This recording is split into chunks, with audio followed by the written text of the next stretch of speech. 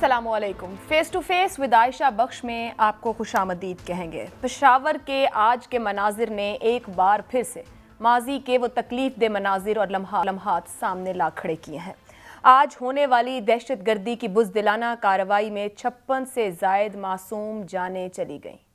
इस धमाके के हवाले से कोई थ्रेट अलर्ट तो मौजूद नहीं था, लेकिन वफाकी वज़ीर दाखिला शेख रशीद अहमद ये ज़रूर कह चुके थे कि 2 माह अहम हैं। इसके अलावा मुल्क का सियासी माहौल भी हर गुजरते दिन के साथ गर्म हो रहा है। अदम एतमाद की तहरीक के तीनों फरीक, अपोजिशन, हुकूमत और इत्तेहादी जमातें फैसला नहीं कर पा रही कि करना क्या है। तीनों जानिब से पुरएतमाद होने के दावे भी किए जा रहे हैं, बयानात भी दिए जा रहे हैं। मौलाना फजलुर रहमान ने 48 घंटे में अदम एतमाद की तहरीक लाने का ऐलान किया था, जो बाद में इल्तिवा का शिकार हुआ। उधर बिलावल भुट्टो जरदारी ने इमरान खान को 5 दिन का अल्टीमेटम दिया है। इत्तेहादी जमातें देखो और इंतजार करो की पॉलिसी पर गामजन है। जब तक जीत का यकीन नहीं होता, फैसला लेने को तैयार नहीं। एक तासुर यह भी है कि इत्तेहादी जमातों पर अपोजिशन का इन्हिसार खत्म हो चुका है। इमरान खान ने इत्तेहादी जमातों से मुलाकातों का सिलसिला शुरू कर दिया है। काफ लीग से मुलाकात हो चुकी है, MQM से मुलाकात का इम्कान है। इस सारी सूरत हाल में तरीन ग्रुप की पोजीशन अहम तरीन हो चुकी है। कौन किसका बंदोबस्त करेगा ये अभी तक तय नहीं हो सका, लेकिन सब तरफ से ये दावे जरूर किए जा रहे हैं कि हमारी तैयारी भरपूर है। इस मामले पर जाएंगे, लेकिन उससे पहले पेशावर में जो आज जो कुछ हुआ उस पर बात करेंगे कि आखिर मामला क्या है। पेशावर का किस्सा खानी बाजार, माजी में भी बहुत से दहशतगर्दी के वाक़यात यहाँ हुए, मगर आज एक बार फिर तकलीफ दे मनाजिर यहाँ से सामने आए हैं। जो मेहमान प्रोग्राम में मौजूद हैं, ज्वाइन कर रहे हैं हमें जनरल रिटायर्ड अमजद शुएब साहब, पाकिस्तान तहरीक इंसाफ से अमजद अली खान नियाजी साहब हैं, मुस्लिम लीग नून से निहाल हाशमी और पाकिस्तान पीपल्स पार्टी से तैमूर तालपुर साहब प्रोग्राम का हिस्सा हैं। अमजद शुएब साहब, पहले आपसे बात करना चाहूँगी, जो पेशावर में हुआ आज इंतहाई तकलीफ दे सूरत हाल और मामला, और फिर वज़ीर दाखिला ने जब गुफ्तगू की और फिर वहाँ से जितने सिक्योरिटी ऑफिशल्स ने भी बात की, सब ने यह कहा कि थ्रेट अलर्ट मौजूद नहीं था। थ्रेट अलर्ट का मौजूद ना होना अपनी जगह पर, क्या किसी नौयत का सिक्योरिटी लैप्स आप देखते हैं इस वाक़े में? बिस्मिल्लाहिर्रहमानिर्रहीम। देखिए जी, ये पहले तो इंतहाई अफसोसनाक, बहुत ही दुख देने वाला वाक़या हुआ। इतने बेचारे जान चले गई पाकिस्तानियों की, अल्लाह ताला उनकी मफ़रत करे। ये सानहा बहुत ही तकलीफ दे है, जितनी भी मजम्मत की जाए कम है। अब जहाँ तक आप सिक्योरिटी लैब्स की बात करते हैं, देखिए मसला ये है कि हर मस्जिद के बाहर आप सिक्योरिटी का इंतजाम नहीं कर सकते, और होता यही है कि जब काफी अर्से तक कोई वाक़या नहीं होता तो खुद अवाम जो है वो शोर मचाना शुरू कर देते हैं कि चेक पोस्टें खत्म करें, हमें तकलीफ हो रही है, हमें रोक के चेक करते हैं। नतीजा ये कि वक्त के साथ फिर वो दहशतगर्द एक्टिव हो जाते हैं, और जब वो देखते हैं कि एक माहौल ऐसा है जहां अभी चेकिंग वगैरह नहीं ज्यादा रही, तो उनके लिए आसानी हो जाती है। दूसरी बात यह है कि इस वक्त एक इंटरनेशनल एजेंडा भी आपके खिलाफ है। CPEC का मसला तो था ही था। अब जो मगरबी ममालिक के साथ हमारी एक आप कह लीजिए कि हमने उनकी हाँ में हाँ नहीं मिलाई, तो नाराजगी तो मौजूद है। तो मेरी अपनी असेसमेंट है कि ये वाकयात बढ़ेंगे। यहाँ पे उन्होंने पाकिस्तान को डिस्टेबलाइज करना है, कहीं ना कहीं तो आपको सजा देनी है आपकी इंडिपेंडेंट पॉलिसी के लिए। कुछ तो हम उनके मालियाती इदारों पे डिपेंडेंट हैं, उसका तो मसला आएगा ही, लेकिन उसके साथ साथ ये भी मसले आ सकते हैं जहाँ पे आपके यहाँ टेररिज्म बढ़े, इसमें पैसा लगा के दूसरे मुल्क हमारे मुल्क में डिस्टेबलाइजेशन का काम कर सकते हैं। अमजद शुएब साहब, आप खुद कह रहे हैं कि वाकयात बढ़ेंगे। हालिया 2-2.5 माह से हम भी देख रहे हैं कि हमें कुछ वाकयात नजर आ रहे हैं, उनकी लाइनें, नुक्ते भी कहीं ना कहीं मिल रहे हैं। आपने कुछ इंटरनेशनल एलिमेंट की बात भी कर दी है। पाकिस्तान को, जाहिर बात है, हुकूमत को, रियासत को अपनी जगह अपने लोगों को तहफ़्फ़ुज़ तो देना है। सर उठाती इस दहशतगर्दी को रोकने के लिए किन इक़दामात का करना जरूरी है? देखिए, हमेशा जब ये वाकयात होते हैं उस वक्त तो वक्ती तौर पे हम बड़े एक्टिव हो जाते हैं, और होना भी चाहिए। आपके पास सिस्टम मौजूद हैं और मुजरिम को पकड़ने का भी काम। लेकिन ये दो तरह के यहाँ प्रॉब्लम्स हुए। एक तो अवाम को थोड़ी तकलीफ बर्दाश्त कर लेनी चाहिए, चेकिंग सिस्टम वगैरह दोबारा इंस्टॉल होने चाहिए सड़कों में। दूसरा ये है कि सजा का निज़ाम, अरसा हुआ सजाएं नहीं दी जा रही। टेररिज्म में लोग पकड़े गए और वो छूट भी गए। आप अगर सजा न दें, और वो लोग कराची में आप देखिए कि खुद पुलिस बताती है कि 60-70% लोग जो हैं वो जमानतों पे जा चुके हैं, टारगेट किलर हैं वो। तो ये भी एक दुख है यहाँ पे कि आपका जो सिस्टम है वो फंक्शनल नहीं है, सजा का निजाम आपका मौजूद नहीं है। तो फिर कैसे वही लोग हैं वो दोबारा टेररिज्म की तरफ भी आ जाएंगे, वो एक दफा करेंगे, पकड़ेंगे, कुछ दिन जेल में गुजारे, जमानत हुई, आके फिर वो काम शुरू करेंगे। तो ये मैं समझता हूँ कि एक तरफ सिक्योरिटी के अदारों को दोबारा से अपने नेटवर्क जो हैं उनको फाल करना चाहिए, चेकिंग सिस्टम वगैरह अपना लगाना चाहिए। अमजद शुएब साहब, जब आप ये सिक्योरिटी के इदारों की बात कर रहे हैं तो शेख रशीद साहब ने ये भी कहा कि धमाका इंटेलिजेंस की नाकामी कहा जा सकता है। क्या वहां पर भी कुछ रिलैक्स हैं, चीजें उस तरह से इंटैक्ट नहीं है कि वाकयात नहीं हो रहे थे तो रिलैक्स हो गए? जब भी कोई वाकया होगा वो इंटेलिजेंस की नाकामी होगी ना, कि इंटेलिजेंस उसका पता नहीं लगा सकी। लेकिन होता यही है कि इंटेलिजेंस जो है वो अगर आपको 10 वाकयात से बचा दे है तो कहीं एक आध उनका लैप्स भी हो जाता है। तो जरूरत इस बात की है कि इंटेलिजेंस जो अपने तौर पर उन्होंने काम करना है, लेकिन इंटेलिजेंस के साथ साथ जब तक चेकिंग सिस्टम आपका नहीं शहरों में होगा तो लोग तो फिरते हैं सब एक जैसी शक्लों के और आप ही के लिबास पहने हुए, तो आपको जरा उन पे ध्यान रखना, चेक सिस्टम ना हो तो मुश्किल हो जाता है। ठीक है, तो ये मेरा ख्याल है कि थोड़ा सा हमें भी तकलीफ बर्दाश्त कर देनी चाहिए अपने लोगों के तहफ़्फ़ुज़ के लिए, और बजाय इसके कि शहरों से चेक पोस्टें उठाने का मुतालबा करें, उनको लगाने का मुतालबा करें ताकि लोगों को चेक तहफ़्फ़ुज़ दिया जा सके। ठीक है, बहुत बहुत शुक्रिया जनरल अमजद शुएब साहब ज्वाइन करने के लिए। गुफ्तगू का सिलसिला बढ़ाते हैं क्योंकि पार्लिमानी निज़ाम है मुल्क में और इस वक्त अपोजिशन जो है वो पूरी तैयारी से आगे बढ़ रही है, ये कहते हुए कि वज़ीर आज़म इमरान खान को अब एतमाद हासिल नहीं रहा है, अक्सरियत हमारे पास मौजूद है। हुकूमत की पॉलिसीज़ जहाँ डिलीवर करना है और गवर्न करना है, कुछ फैसले भी वज़ीर आज़म इमरान खान ने लिए, आया वो ट्रांसलेट हो रहे हैं अवाम की तरफ या नहीं हो रहे? पीपल्स पार्टी का लॉन्ग मार्च इस्लामाबाद की जानिब बढ़ रहा है, वो कह रहे हैं फैज़ाबाद की जगह वो डी चौक पर धरना देंगे, और फिर अदम एतमाद जिसका ऐलान किया गया उसका फैसला नहीं हो सका अब तक कि रिक्विजिशन कब दी जाएगी। अमजद अली खान नियाज़ी साहब, आपकी जानिब आते हैं। इस वक्त ऑपोजिशन मुकम्मल तौर पर और आपके कुछ नाराज लोगों के साथ मिलकर ये चाहती है कि वज़ीर आज़म इमरान खान अब अक्सरियत नहीं रखते हैं। सर, ये फरमाइएगा कि हुकूमत की अपनी पॉलिसीज़ या अपनी नाकामियां कितने जिम्मेदार हैं इस ऑपोजिशन को जोड़ने में, इकट्ठा करने में और ये ताकत देने में?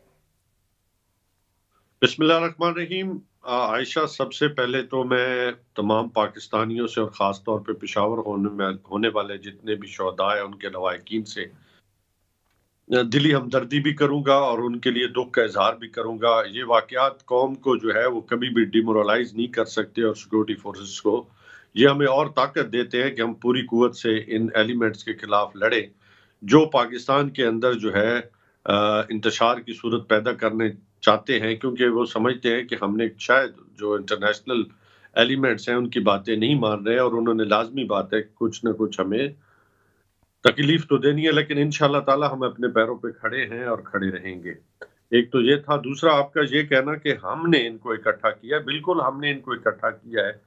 अगर इमरान खान साहब के आप तकरीरें पिछली उठा के देख लें तो उन्होंने कहा कि जब मैं इनको हाथ डालूंगा या इनको डील और ढील नहीं दूंगा तो ये इकट्ठे हो जाएंगे। तो ये कोई अनहोनी बात नहीं है, ये हमें डे वन से पता था कि ये वो लोग हैं जो इकट्ठे होंगे जब भी इनकी सियासत जो है वो खतरे में पड़ेगी। और इनको ये नजर आने शुरू हो गया कि इनके ख्याल में आप पिछले 3 साल से 3.5 साल से एक बात अगर नोट करें तो ये सुबह शाम कहते हैं कि सुबह गई शाम गई, और फिर इन्होंने मतलब मुख्तलिफ अलकाब जो है हमारे बारे में जो है वो सुबह लेके शाम तक। लेकिन अल्हम्दुलिल्लाह इन सब चीज के बावजूद आज पाकिस्तान जो है वो एक तरक्की की राह पे चल पड़ा है, यानी कि आज दुनिया मान रही है कि कलामी की माजरत, आपने कहा कि खड़े रहेंगे। हुकूमत ऑपोजिशन को जितना भी चैलेंज दे, 3.5 साल हम भी देखते रहे कि ऑपोजिशन कभी कुछ कहती रही, पीडीएम अलग हो गई, जलसे भी कर लिए, सब कुछ कर लिया, मगर इस बार हुकूमत के इक़दाम ये बता रहे हैं कि ऑपोजिशन वाकई कुछ खतरा बनी हुई है। पेट्रोल और बिजली की कीमतों, जिसको चंद दिन पहले आप लोग कह रहे थे ये जरूरी हैं और दुनिया भर की महंगाई के फिगर सामने रखे जा रहे थे, और 10-12 दिन पहले 12 रुपए के इजाफे के बाद 10 रुपए कम करना, जबकि इंटरनेशनल मार्केट में प्राइसेस ऊपर जा रही हैं। मतलब हुकूमत के इकदाम बता रहे हैं कि there is serious threat. Chaudhry Shujaat Hussain जो कि काफी अरसे से बीमार हैं, उनकी अयादत के लिए ऑपोजिशन के बाद पहुंचना, जहांगीर तरीन को अयादत का फोन करना, अब एमक्यूएम के पास भी उन्होंने जाना है जिसकी तारीख आ रही है, ये सब कुछ सिर्फ एक हफ्ते के अंदर करना बेवजह तो नहीं है। आयशा, अब सबसे पहले तो आपके इदारों ने बहुत बेहतर अल्हम्दुलिल्लाह काम करना शुरू किया है। जैसे एफबीआर है, उसने हमें एक रिकॉर्ड जो है, और ये 6,000 का हिस्सा है, ये इंशाल्लाह हम क्रॉस कर जाएंगे। जब आपके पास स्पेस आई तो यकीनन फिर आपने एक रिलीफ देना था और देना चाहिए था, क्योंकि हम वो मुल्क है जो अंडर डेवलप कंट्री है, हमारे लोग मुश्किल में है, और हम समझते हैं कि हमें हमारे पास जो कुछ आएगा हम वो अवाम तक उसके समरात पहुंचाएंगे। अब थोड़ा सा हमें स्पेस मिली, हमने फौरन कोशिश की कि लोगों को रिलीफ। पहली बात तो ये कोई खौफ नहीं है, ये हमारा, मैं समझती हूँ हमारा फर्ज है, ड्यूटी है कि हम लोगों को जो है मुश्किलात से कम तरफ लेके आए। ठीक है। दूसरा ये कहना कि जो मुलाकात है बिल्कुल हमने की है, कोई इसमें शक नहीं है। वो इसलिए कि मतलब वक्तन फवक्तन बहुत सारे इश्यूज के ऊपर जो है वो पहले भी मशावरत चलती रही है। अभी अगर मशावरत हमने कर ली तो इसमें कोई मजाक की बात नहीं है, मैं समझता हूँ। या इसमें हमेशा मेल ठीक है, मैं आपकी तरफ आती हूँ। न्याय साहब, निहाल हाश तैमूर तालपुर साहब आपकी तरफ आएंगे। पहले मौलाना फजलुर रहमान की जानिब से 48 घंटे में अदम एतमाद पेश करने की बात की गई। क्या पीपल्स पार्टी खाइफ हुई इस बात से? और दूसरा, इसको कमेंट कीजिएगा कि हुकूमत ये कह रही है, क्योंकि अभी बिलावल भुट्टो बड़े नारे भी लगवा रहे हैं जलसों में, हुकूमत कह रही है कि स्पेस मिली तो उन्होंने रिलीफ दे दिया है।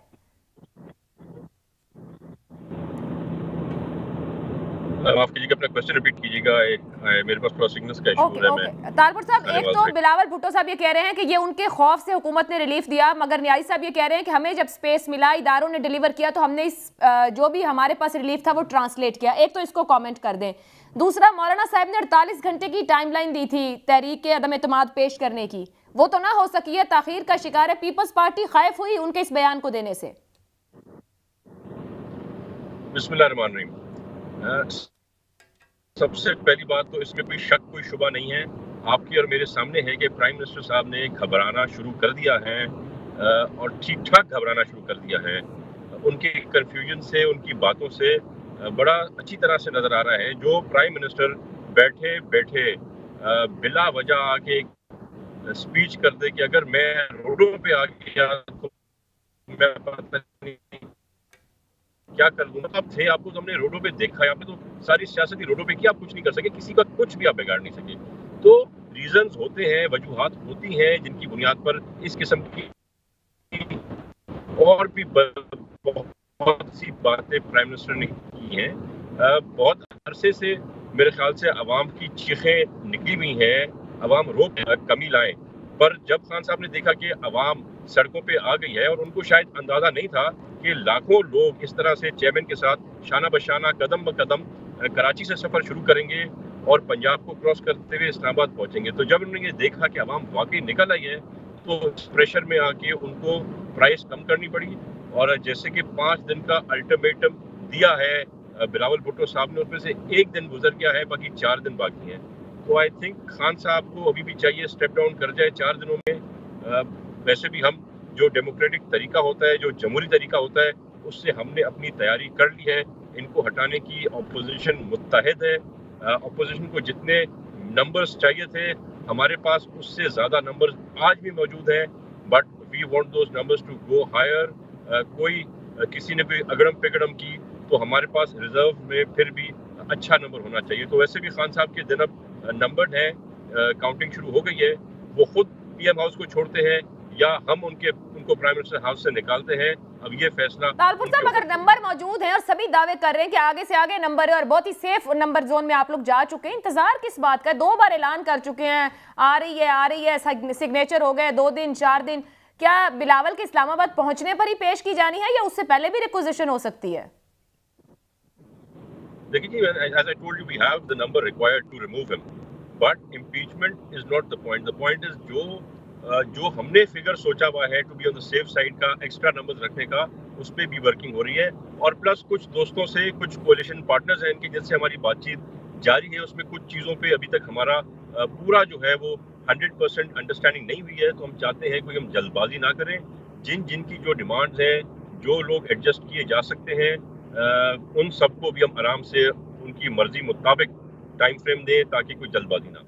ओके निहाल हाशमी साहब, तो ये जो कोलिशन पार्टनर्स के साथ मामला तय नहीं हो पा रहे हैं वो मुस्लिम लीग नून का मामला बनता है। बिलावल भुट्टो ने गुज़िश्ता रोज कहा भी कि काफ लीग मुफ्त में साथ नहीं देगी, अच्छा ऑफर देना पड़ेगा। स्पीकर ऑलरेडी परवेज इलाही साहब हैं और अब्बासी साहब कहते हैं कि जी 7 सीटों के जमात को हम कैसे सीएमशिप ऑफर कर सकते हैं।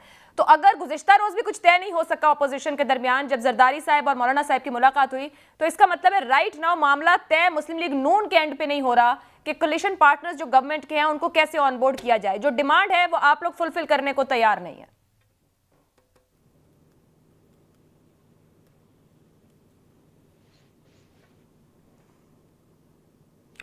बिस्मिल्लाहिर्रहमानिर्रहीम। आयशा बख्श, सबसे पहले तो मैं सानह पेशावर में जो लोग अल्लाह को प्यारे हुए, शहीद हुए, जो जख्मी हुए, उन सब के साथ दिली हमदर्दी है और पूरी कौम से मैं कहूँगा हमें एहसास करना पड़ेगा। और एक लैप्स सिक्योरिटी लैप्स नहीं है, ये गवर्नमेंट का लैप्स है। अवाम की जान और माल की हिफाजत की जिम्मेदारी सरकार की होती है। हमने न्यूजीलैंड में देखा, जब एक मस्जिद में इस तरह का वाकया हुआ तो वहाँ के वजीर आजम वहाँ पहुंच जाते हैं। पाकिस्तान तो बकौल मौजूदा हुकूमत के रियासत मदीना है, तो रियासत मदीना के इमाम को या वजीर आजम को सबसे पहले पहुंचना चाहिए। और ये हमारे पास स्पाई इंफॉर्मेशन थी नहीं थी, ये सब बात की बात है। जो लोग अल्लाह को प्यार है वो इस उम्मीद से गए थे मस्जिद कि मेरी रियासत इसकी हिफाजत करेगी, मेरी जान और माल की, मेरी मस्जिद की, मेरी इबादत गाह की। और हमारा कुरान हकीम कहता है कि एक इंसान कत्ल पूरी इंसानियत का कत्ल है। तो इसमें मैं समझता हूं कि ज्यादा हमें बात करनी चाहिए, रिव्यू करना चाहिए उन चीजों को कि क्या वजूहत है, वो खारजा की फेलियर हो या दाखिला की फेलियर हो या नाकाम हमारी सिविल एडमिनिस्ट्रेशन के लोग हो या नाकाम क़यादत और उसके लोग हों या नाकाम हमारा निज़ाम हो या हमारी सिविलियंस की बेहिसी हो। हमें एक बार देखना पड़ेगा ताकि हम अपने बच्चों को महफूज पाकिस्तान दे सकें, एक प्रॉस्पर पाकिस्तान दे सकें। अब जो आपने बात की है अब्बासी साहब के हवाले से, तो मैं आपको बताऊं, आज से 10 वर्ष पहले मैं लंदन में था। हमारा हिसाब पूरा ठीक है। मियां नवाज ने अपने सारे जो हिसाब किताब वो पक्के रखे हुए हैं। ये कुछ दिखाने को होता है, करने को और होता है। आप जो मीडिया के लोग हैं, आप माशाल्लाह बहुत बाशऊर हैं, बड़े बाखबर होते हैं। आप जबान से निकलने से पहले आप मुंह में हमारे और हमारी सोच में जो होता है उसको भी आप अश्कार करें, उसको भी आप अया कर देते हैं। तो बहुत कुछ प्लान बी, प्लान ए और प्लान सी भी रखते हैं। जहां इत्तेहादी दोस्तों का, वो आते हैं तो फब्बिया, नहीं आते हैं तो जालिमों की हुकूमत के साथ रहना चाहते हैं, महंगाई करने वालों के साथ रहना चाहते हैं, लोगों से रोजगार छीनने वालों के साथ रहना चाहते हैं। पेशावर के मसाजिद में जो लोग नमाजियों की हिफाजत ना कर सकें उनके साथ रहना चाहते हैं। तो शौक से पाकिस्तानी पॉलिटिकली ये ब्लेम गेम नहीं होना चाहिए। हमने 15 साल में बहुत दहशतगर्दी देखी। मैं उस पर नहीं जाऊंगी। हाशमी साहब हमारी पूरी आपने कहा आपकी गिनती पूरी है, आपके कार्ड्स डिसाइडेड हैं, हर चीज का फैसला हो चुका है। मैंने आपको 2 स्टेटमेंट्स दिए, आपने उसका जवाब नहीं दिया। बिलावल भुट्टो ने अभी गुज़िश्ता रोज ये कहा काफ लीग मुफ्त में साथ तो नहीं देगी, उसके लिए बेहतर ऑफर करना पड़ेगा। इसका कुछ मतलब है। अभी तैमूर तालपुर साहब ने कहा है कोलिशन पार्टनर्स के साथ मामला हल नहीं हो सके अभी तक, वो हल होंगे तो मूव ऑन होगा। तो गुज़िश्ता रात की मुलाकात में रिक्विजिशन का टाइम डिसाइड होना था, जो खबरें रही, मगर वो नहीं हो सका। सवाल यह है कि नून लीग पंजाब में क्या काफ लीग को देने को तैयार है कुछ या नहीं तैयार है? बिलावल साहब खुद मुख्तार हैं। देखिए बिलावल साहब खुद मुख्तार हैं जी। देखिए बिलावल साहब खुद मुख्तार हैं। वो अगर काफ लीग की वकालत करते हैं, वो खुद मुख्तार है, वो कर सकते हैं। हमें अपना फैसला खुद करना है, हमें पता है हमें क्या करना है। अब्बासी साहब ने जो बात की है वो ठीक है, मैं उसको सेकंड करता हूं। मैं face to face Mohammad Nawaz Sharif साहब से बात करके आया हूं। मुझे पता है कि वो उनके क्या मनसूबा बंदियां हैं। हर आदमी को राइट है, वो जिसको जो चाहे ऑफर करे, जिस तरह के चाहे अपने कार्ड्स खेले। हमारे कार्ड सारे हमने नहीं खोले हैं, हमारे कार्ड सारे महफूज हैं। मियां नवाज शरीफ साहब उसको टाइम के साथ साथ उसको खोलते हैं। हर किसी का देखिए, जो लोग आज अपने आप को बोली के लिए खड़ा कर रहे हैं या लॉटरी जिसकी समझते हैं निकल आई है, या जो लोग अपना भाव कर रहे हैं, मुस्लिम लीग नून ने कुछ खरीदारी की है इस बोली में, वो सब देखते रह क्योंकि आप कह रहे हैं आप लंदन में अपने लीडर से भी मिलकर आए हैं, बार्गेन करें। क्या मुस्लिम लीग नून ने कोई बोली लगाई है, खरीदारी की है? अगर लोग हमें जो चीज खरीदना,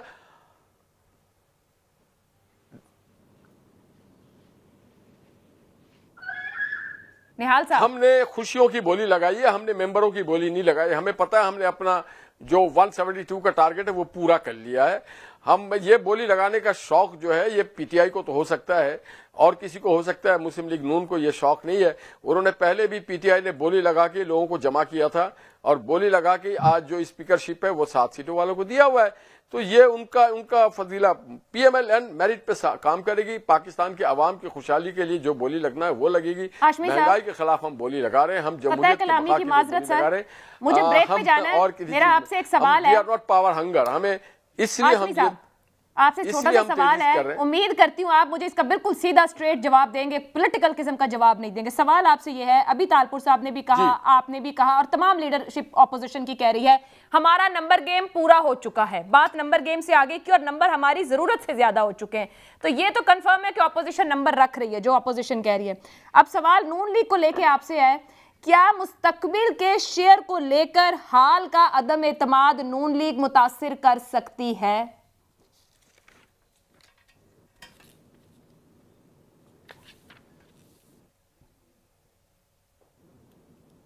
यस, कर सकती है। नून लीग उस पोजीशन में है, इत्तेहादी और पूरी अपोजिशन पोजीशन में है कि हम देने को क्या देंगे। हम इस मुल्क को रिलीफ देना चाहते हैं। जो खदा का मौसम है इससे हम फारिग करके बाहर का मौसम लाना चाहते हैं। इसमें अगर कोई आदमी बार्गेनिंग कराए या कोई जितना हक है उनको, बट मुझे नहीं लगता कि हम कुछ किसी को देंगे। कुछ देने की पोजीशन में नून लीग नहीं है, मगर कह रही है कि बाहर का मौसम लाना चाहते हैं। अगर कुछ करें तो इमरान खान साहब भी यही कहते थे कि वो इस मुल्क में तब्दीली और बाहर का मौसम लाना चाहते हैं। तो हम यहाँ खड़े हैं। एक ब्रेक के बाद गुफ्तगू आगे बढ़े।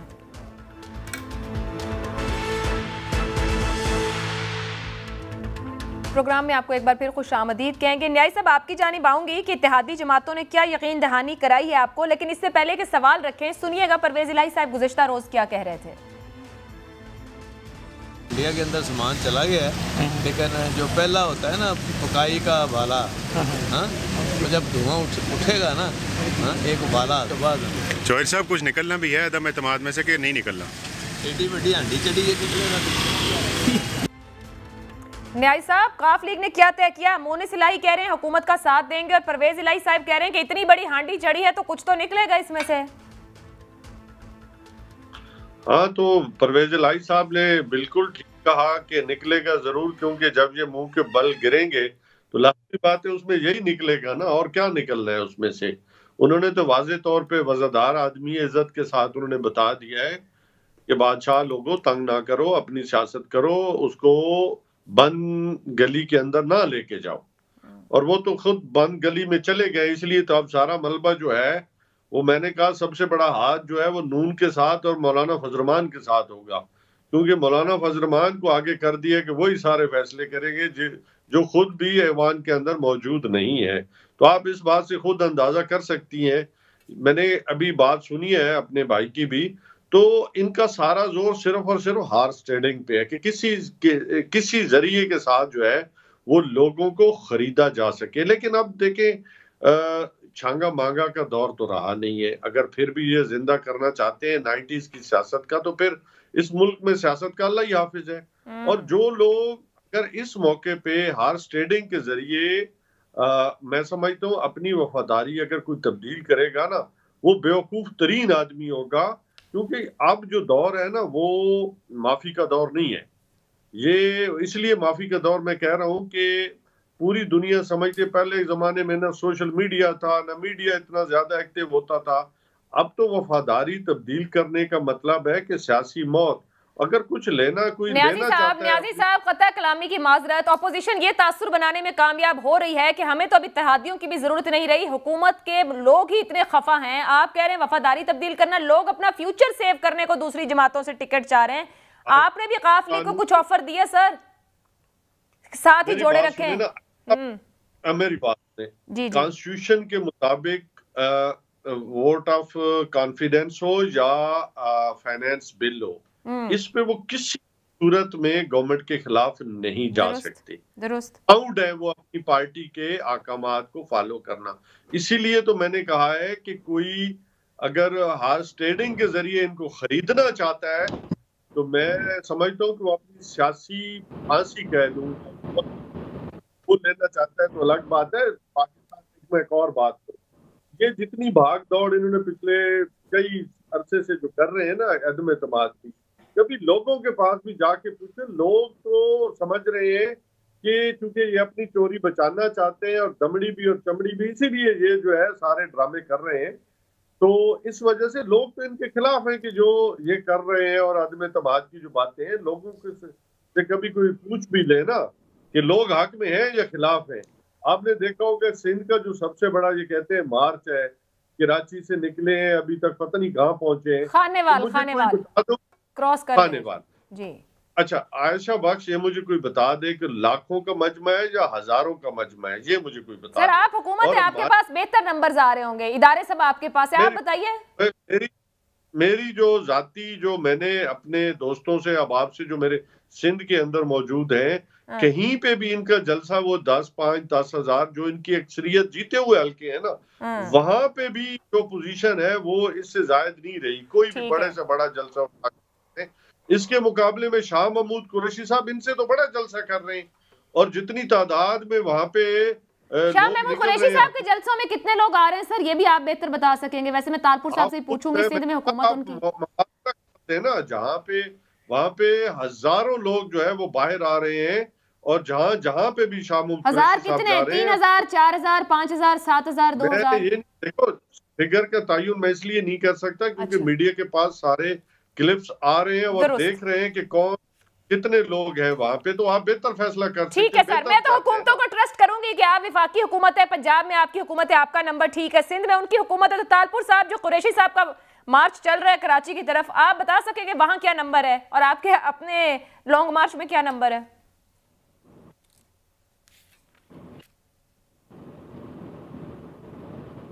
तैमूर साहब,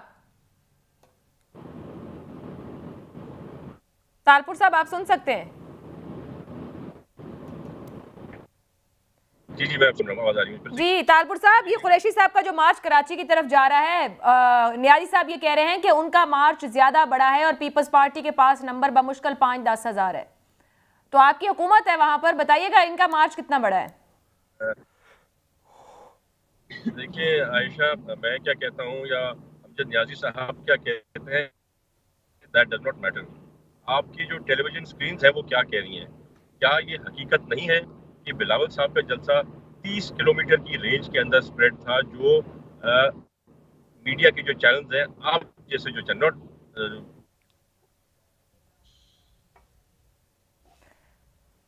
तालपुर साहब का सिग्नल ड्रॉप हो रहा है। मैं निहाल हाशमी साहब के पास, निहाल हाशमी साहब तालपुर साहब को दोबारा कनेक्ट करेंगे। सर ये फरमाइएगा कि इस वक्त जो सूरत हाल, जो आप पहले भी बात कर रहे थे और आपने कहा कि हम जो भी दे सकते थे वो हम उसके साथ क्लियर मौजूद हैं, हुकूमत ये कह रही है कि राइट नाउ आप खरीदो फरोख्त कर रहे हैं और जो लोग आपके साथ जाएंगे वो जा नहीं सकते हैं, अगर चले गए तो वो सियासी खुदकुशी करेंगे, उनकी सियासी मौत होगी। क्या जो नंबर आपके साथ है सर, आप लोग श्योर हैं, क्योंकि आप डिपेंडेंट हो रहे हैं हुकूमती जमात के लोगों पर, उनके एमएनएस पे, कि वो वाकई आपके साथ मौजूद हैं?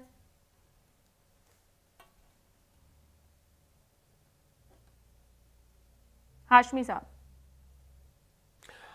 आयशा देखें, नियाजी साहब अभी कह रहे थे जोर जबरदस्ती, तो जितनी जोर जबरदस्ती पीटीआई जिस तरह जोर जबरदस्ती मारूज़े वजूद में आई है, बनाई गई है, जैसे इनकी हुकूमत बनाई गई, आपको पता होगा पंजाब में सिंगल लार्जेस्ट पार्टी जो है वो पीएमएलएन है। और जिस तरह से 16 एमपीएस को जोर जबरदस्ती उन्होंने कहा कि आप सरकार में आ जाएं, जिस तरह से दूसरों को, पंजाब में अगर हमने वजीर आला बनाना है तो हमारे पास कैंडिडेट है, Hamza Shahbaz is a fit candidate to be the chief minister of Punjab. अब रह गया आई ये करते हैं जोर जबरदस्ती, उसमें तरीन साहब का उस जमाने में जहाज भी इस्तेमाल हो रहा था और इनके यहाँ जोर जबरदस्ती होता है। जिस तरह से कल ही इनके पार्टी के साबिक बलूचिस्तान के सदर हैं यार मोहम्मद रीन साहब ने कहा कि इनके यहाँ तो गवर्नमेंट इस दौर में बिकती और खरीदी जाती है, 3.5 अरब में बलूचिस्तान गवर्नमेंट फरोख्त हुई है और वो सामने है, मैं तो नहीं कह रहा हूं, ये तो यार मोहम्मद रीन साहब कह रहे हैं। इसी तरह से जिस तरह से पेशावर में इनके सेनेट के इलेक्शन में इनके एमपीएस खरीदो फरोख्त हुए और इसी तरह से जिस तरह सेनेट के इलेक्शन में, तो ये तो इनका वतीरा है, इनका कारोबार है, जोर जबरदस्ती भी करते हैं, ये खरीदो फरोख्त भी करते हैं।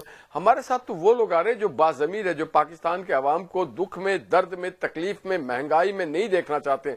गवर्नेंस नाम की चीज नहीं है इनके पास, फेलियर ऑफ द गवर्नेंस है। तो उन हालात में जो भी बाज़मीर लोग हैं, और अक्सरियत बाज़मीर लोगों की है, पाकिस्तान से मोहब्बत करते हैं, अवाम से भी करते हैं, वो नहीं चाहते कि पाकिस्तान के अवाम जो है वो आटा 30 के बजाय 90 की खरीदे। हाँ, ये जरूर है कि इमरान खान साहब को यकीन हो गया है कि वो हुकूमत जा रही है, इसलिए उन्होंने चीजें सस्ती करनी शुरू कर दी ताकि जो आने वाले हैं उनको प्रॉब्लम्स क्रिएट करें।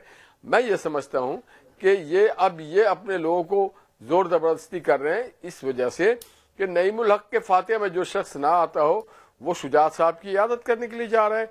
तो गवर्नमेंट तो बहुत बखलाहट का शिकार है, हर तरफ इन्होंने घुटने टेक दिए हैं, जहां जहां थूका था वो सब चाट रहे हैं, यू टर्न हर तरफ सही तरीके से ले रहे हैं। मगर उनके जो सिंध के कई इत्तेहादी उन्होंने तो बड़ा साफ और वाजे कह दिया है।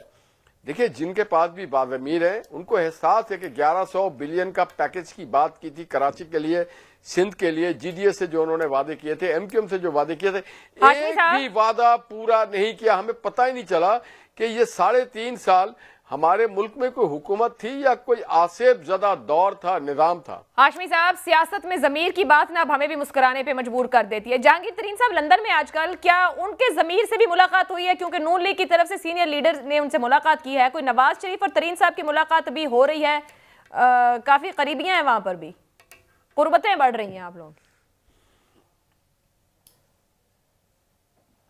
नहीं, मुझे नहीं लगता कि, देखिए, मुझे नहीं लगता कि नवाज शरीफ साहब की उनकी मुलाकात होगी। अगर तरीन साहब ने पहले भी मीडिया में आ चुका है, ख्वाहिशात का इजहार किया था नवाज शरीफ साहब से मिलने के लिए। नवाज शरीफ साहब काफ़ी बिजी हैं और उनको उनकी डॉक्टर अगर इजाज़त देते हैं, वो बावजूद उसके कि अदालत के बावजूद पाकिस्तान के लोगों को जब मुश्किलात में देखते हैं तो नवाज शरीफ साहब अपने सेहत को एक तरफ करके हमारी निजात के लिए सोचते हैं, हमारी महंगाई के खात्मे के लिए सोचते हैं, हमारे रोजगार के लिए सोचते हैं। तो ये एक बड़ी बात है। मैं नहीं समझता हूं कि तरीन साहब से, और तरीन साहब भी इलाज के लिए गए हैं तो वो मेरे ख्याल से अपने इलाज पे ज्यादा फोकस करेंगे। चलें जी, एक ब्रेक लेते हैं, ब्रेक के बाद गुफ्तगू आगे बढ़ाएंगे।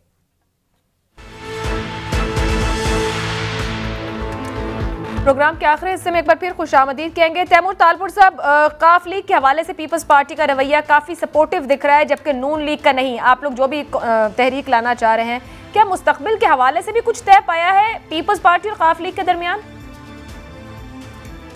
जी, मैं समझता हूं कि जो बातें चल रही हैं वो बेहतरी की तरफ चल रही हैं, और मैं नहीं समझता कि ये सही टाइम है ज्यादा कुछ बातें करने का। पर आप फ्यूचर में काफी जमातें पीपल्स पार्टी के साथ सपोर्टिव दिखेंगी, हो सकता है इलेक्शन के टाइम भी शायद हम साथ मिलकर election, but nothing is decided. ये सिर्फ बातचीत है। दूसरी बात निहाल हाशमी साहब ने की, उनका बिल्कुल अपना राय है, वो जो चाहे कह सकते हैं मेरे भाई, और मेरी भी अपनी राय है, मैं भी जो चाहूँ कह सकता हूँ। पर मेरी जो समझ है, मेरी समझ के मुताबिक बिलावल साहब और शहबाज शरीफ साहब तकरीबन एक पेज पर हैं। जाहिर बात है पीपल्स पार्टी में भी बहुत से लॉबीज हैं जो एक बात करती हैं और कुछ लॉबीज हैं वो दूसरी चीज चाहती हैं। नून लीग में भी ऐसे ही होगा।